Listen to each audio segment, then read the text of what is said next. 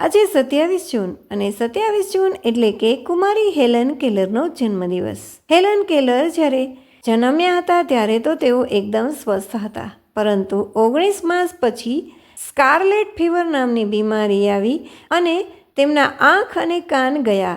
હવે હેલન જ્યારે સાંભળી ન શકે ત્યારે તે બોલતા પણ કઈ રીતે શીખી શકે, પરંતુ એની સુલેવાન નામના ટીચર આવ્યા અને તેણે હેલન કેલરને ભણાવ્યા. સ્પર્શની મદદથી તેમણે ભાષા શીખવાડી અને હેલન કેલરે ઘણા પુસ્તકો પણ લખ્યા હતા. હેલન કેલરે દિવ્યાંગો માટે પણ ખૂબ લડી અને પોતાના હકો અપાવ્યા હતા.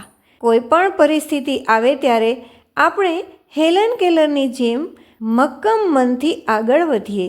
આજના યુગમાં કોઈ વ્યક્તિને હેલન કેલર જેવી તો બીમારી નહીં જ હોય, હેલન કેલર જેવી સમસ્યા પણ નહીં હોય, હેલન કેલર જેવી એક સાથે 3 ક્ષતિઓ પણ નહીં ગુમાવી હોય, કદાચ એક અંગ નહીં હોય. અને નોર્મલ વ્યક્તિએ તો હેલન કેલરના જીવનમાંથી ખાસ શીખવાનું છે.